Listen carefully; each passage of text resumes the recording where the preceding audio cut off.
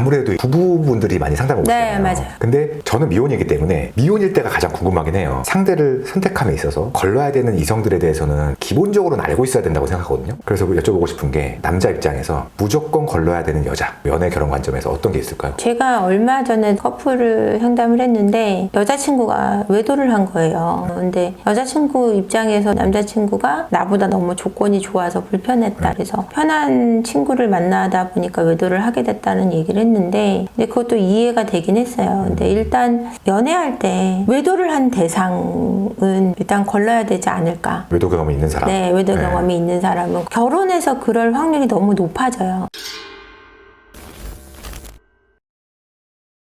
가정적인 환경이 중요하지 않다라고 생각하시는 것 같아요. 제가 커플들을 만나보면. 결혼을 그냥 사랑하면 되는 거 아니야? 조건적인 걸 뭐하러 봐? 이렇게 생각하시는 것 같은데 부자는 부자랑 결혼해라 이런 얘기를 하는 게 아니에요. 정서적인 조건을 중요하게 생각하라는 얘기를 해드리는 거예요. 정서적인 사랑이나 이런 걸 잘 받았다면 내가 줄 수 있는 사랑을 온전히 받을 수 있는 힘이 있는 사람을 선택하라는 얘기를 해주고 싶은 거예요. 근데 그거를 받을 수 없는 대상을 선택을 해서 내가 주고 있는 거를 감사히 여기지 못하는 사람과 만나면 절대 섞일 수가 없어요. 그런 부분을 생각하지 못하고 만나면 주면서 욕먹어요. 그래서 사랑받을 줄 모르는 사람, 그런 사람은 좀 걸렀으면 좋겠어요. 제일 중요한 것 같아요, 진짜. 네. 사랑받을 줄 모르는 사람은 그럼 어떻게 알아보냐, 그 얘기가 궁금할 것 같은데 부모를 너무 무서워하는 사람은 걱정하셔야 돼요. 부모님한테 막 벌벌 떨거나 우리 부모님은 나한테 야단만 쳤어, 그런 사람은 사랑을 온전히 받을 수 없어요. 그럼 그런 사람은 시집장가 못 가냐?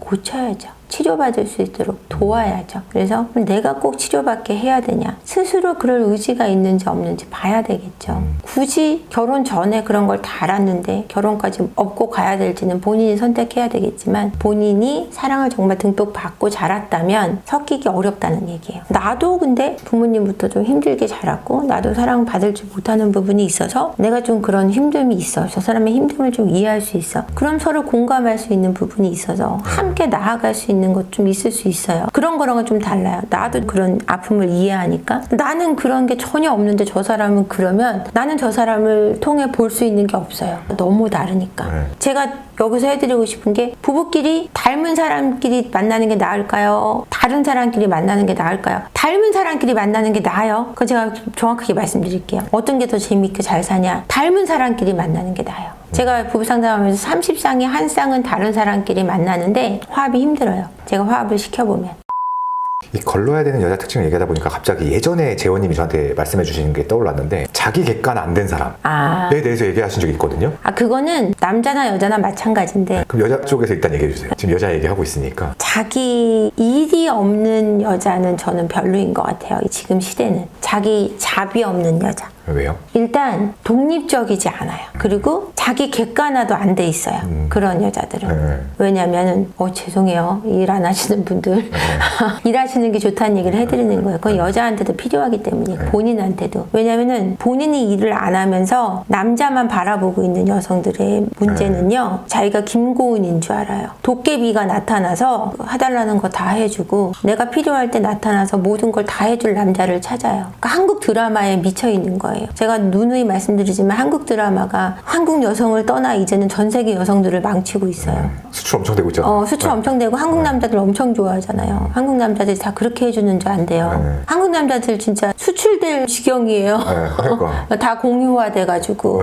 근데 한국 남자들이 그렇게 살아도 안 되지만 그런 남자들을 바라는 여성들이 있어도 저는 안 된다고 생각하거든요. 그래서 자기는 그렇게 해줄 수 없으면서 그렇게 해줄 남자들을 기다리고 있는 여자들하고는 결혼하면 안 된다고 생각해요. 어떻게 보면은 남자친구가 됐든 남편이 됐든 부인이 됐든 여자친구가 됐든 자기 역할은 하지 않으면서 모든 걸 바라기만 하는 사람. 그래서 자기는 어떤 것도 해줄 준비가 되어 있지 않은 나는 받기만 하면 되는 여자분들, 그 남자가 모든 걸 나한테 다 해줄 거라고 생각하는, 저는 그거는 아닌 것 같아요. 실제로 제가 상담을 하면서 문제가 되는 게 뭐냐면 미혼인 여성분들이 유부남인 남성들에게 상간녀로서 돈 돈을 뺏기 위해 접근하는 경우가 되게 많아요. 큰 회사의 대표분한테 백화점, 명품점 직원분들이 전화번호를 이렇게 손에 쥐어주는 미혼 여성분들이 상간녀로서 역할을 해서 문제가 돼서 저희 상담소에 오시는 경우가 생겼어요. 이처럼 일 안 하고 돈을 뺏으려고 하는 여성분들이 너무 많다는 걸 제가 알기 때문에 이런 얘기를 하는 거거든요. 근데 이런 분들이 나중에 결혼해서 퐁퐁남들을 만드는 현실이 있잖아요, 실제로. 그렇죠.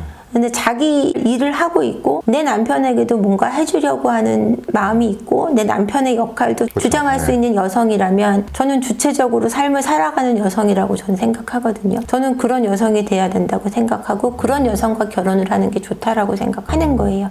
그리고 그렇게 살아가는 여성은 그 여성에게도 좋다라고 생각해요. 그럼 반대로 남자는요? 어떤 특징이 있을까요? 걸러야 되는 남자.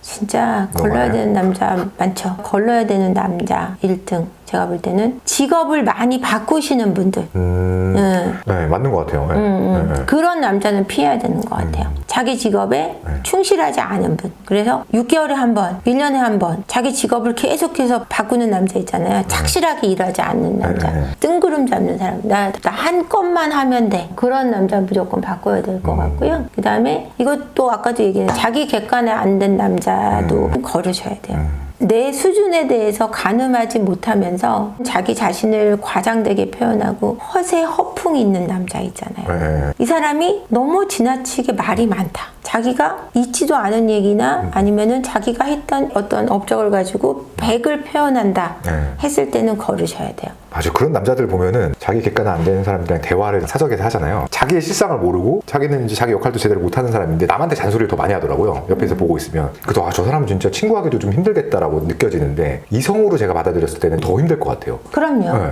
근데 그걸 속는 여자분들이 있어요. 속아요? 어떤 분들이 속냐? 똑같은 여자가 속아요.